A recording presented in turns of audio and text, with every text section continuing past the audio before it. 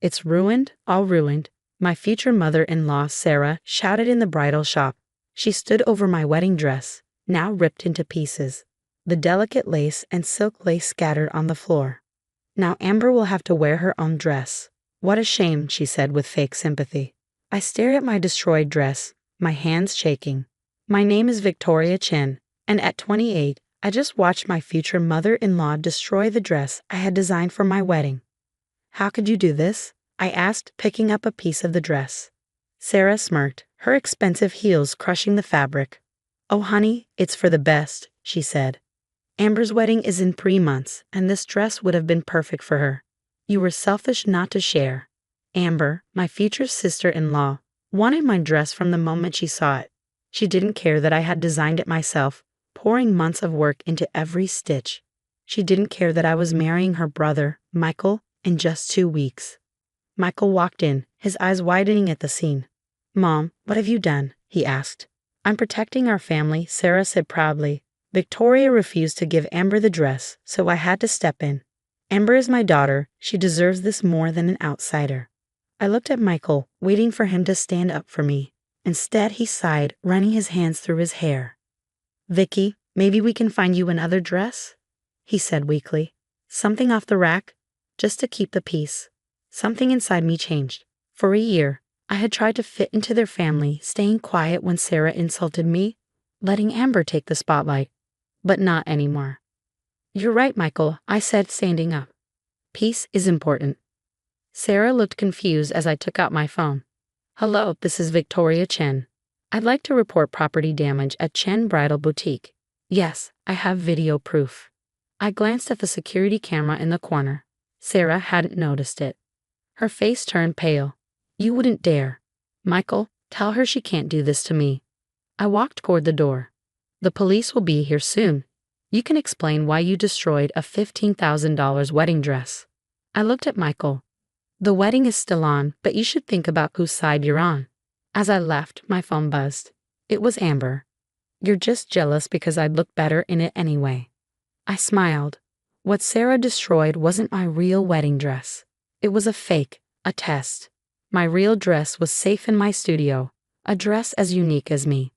I drove to my studio, where I had built my own design business, even though the Matthews family called it a cute hobby. Inside, behind a locked door, hung my real wedding dress. A masterpiece. My phone rang. It was my best friend, Lily. I just got your text. Did Sarah really destroy your dress? Are you okay? I'm fine, I said, touching the beadwork on my real dress. Actually, I'm better than fine. I finally see them for who they are, and I'm done playing their games. Lily laughed. So what's the plan? I thought about Sarah's smug face, Michael's weakness, Amber's selfishness. Then I smiled. The wedding is still on, I said, but it won't be what they expect. I looked at myself in the mirror. I wasn't the woman who had spent a year trying to please the Matthews family. I was stronger now. The next 2 weeks would change everything, and I was ready. The next 2 weeks flew by in a blur of preparations and tense silences. Sarah avoided legal trouble for destroying my fake wedding dress. Michael had begged me to drop the charges for family harmony, but the damage was done. Their perfect family image had cracked. I focused on finishing my real wedding dress, working late nights in my studio. Every stitch, every crystal was a silent act of defiance. This dress wasn't just for a wedding. It was a statement. 3 days before the wedding, Sarah hosted a family dinner at her mansion. She sat at the head of the table, acting like a queen. It's such a shame about Victoria's dress, she announced. But I've taken care of everything. I ordered her a lovely designer gown, simple, but appropriate for someone of her background. Amber laughed. At least now she won't outshine me at my own brother's wedding. I looked at Michael, hoping he'd defend me, but he just stared at his plate, pretending not to hear. Sarah smiled smugly. The dress arrives tomorrow. Size 6, though you might want to watch what you eat this week, dear. I calmly took a sip of water. That's very thoughtful, Sarah, but I've already handled the dress situation. Sarah raised an eyebrow. And what exactly could you afford on such short notice? Something from the mall? Before I could answer, my phone buzzed. I glanced at the screen and smiled. Excuse me, I need to take this call. It's from Vogue. The silence as I left the dining room was perfect. The next morning, my studio was buzzing with photographers. The magazine shoot I'd arranged weeks ago was in full swing. My real wedding dress, a blend of modern design and traditional Chinese elements, was being featured in an article about emerging designers. "This is stunning," the journalist said, admiring the details. "You're going to make waves." I nodded, thinking about how Sarah always dismissed my heritage and never saw my talent. Then, a message popped up on my phone. It was from Michael. "Mom's furious about the Vogue thing. Says you're making the wedding all about you. Maybe we should postpone." I stared at his words. He still couldn't stand up to her. He wanted me to shrink myself for the rest of my life. "No postponement," I typed back. "But think carefully about whether you're ready for a wife who won't stay silent to keep the peace." The day before the wedding, Sarah's replacement dress arrived at my apartment. It was a plain white gown, cheap and lifeless. The note attached read, "Wear this. Don't embarrass our family, Sarah."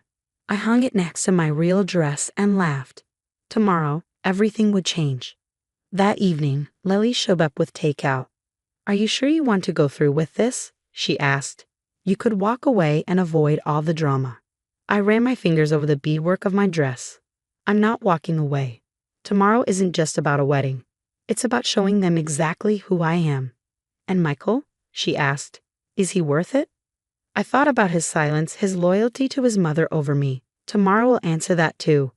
Late that night, Sarah sent one final message. "Remember, family comes first. Don't make a scene tomorrow." I smiled and replied, "Don't worry. Everyone will get exactly what they deserve." As I set my phone down, I caught my reflection in the mirror. The woman looking back at me wasn't the same one who had watched her dress get destroyed 2 weeks ago. She was stronger. Tomorrow wasn't just a wedding. It was a reckoning. The morning of the wedding dawned bright and clear. The grand ballroom of the Four Seasons was decorated exactly to Sarah's specifications. All white and gold, elegant but safe. Predictable. I waited in the bridal suite, listening to the growing murmur of guests arriving. Sarah had already stopped by twice, ostensibly to check on me, but really to ensure I was wearing her chosen dress. "The ceremony starts in an hour," she announced during her third visit, barging in without knocking. "Are you?" Her voice trailed off as she saw the garment bag hanging on the door. "That's not the dress I sent." "No," I said calmly, applying my lipstick. "It's not." Sarah's face reddened. "You will not ruin this day with your stubbornness. I won't allow it." "You don't have to allow anything," I replied, standing up. "This is my wedding, and I'm done letting you dictate my choices." She stormed out, no doubt to complain to Michael. I took a deep breath and unzipped the garment bag, revealing my creation in all its glory. The dress was a fusion of cultures and innovation. Traditional Chinese red silk merged seamlessly with modern architectural elements, hand-beaded crystals catching the light like stars.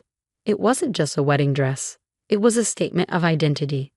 Lily helped me into it, tears in her eyes. "You look incredible," she whispered. "They won't know what hit them." The doors to the ballroom opened and the wedding march began. I could see Sarah's face from where I stood, her smug smile frozen as she waited to see me in her choice of dress. Amber sat beside her, already practicing her sympathetic grimace. Then I stepped into view. The collective gasp was audible. Sarah's champagne glass slipped from her fingers, shattering on the marble floor. Amber's mouth hung open, all pretense of superiority forgotten. But I wasn't watching them. I was watching Michael, standing at the altar, seeing the exact moment he realized what was at stake. His eyes widened, taking in the dress, the confidence, the woman I'd become. I walked down the aisle slowly, head held high. The photographers Sarah had hired were clicking frantically, capturing every moment. What she didn't know was that they were also shooting for my Vogue feature. When I reached the altar, Michael whispered, "You look amazing." "But my mother." I cut him off quietly. "Your mother doesn't control me anymore. The question is, does she still control you?" The officiant began the ceremony, but before Michael could say his vows, Sarah stood up. "This is unacceptable," she announced to the assembled guests. "This isn't what we planned." "No," I agreed, turning to face her. "It's better. This is who I am, a designer, a businesswoman, and someone who won't be diminished to make others comfortable." I looked at Michael. "So what's it going to be?" Are you ready to stand with me, or are you going to let your mother decide this too? The silence that followed felt eternal. Then Michael stepped back, his face apologetic. I can't. I'm sorry. I nodded, having expected this moment. I know, I said softly, then louder, to our guests.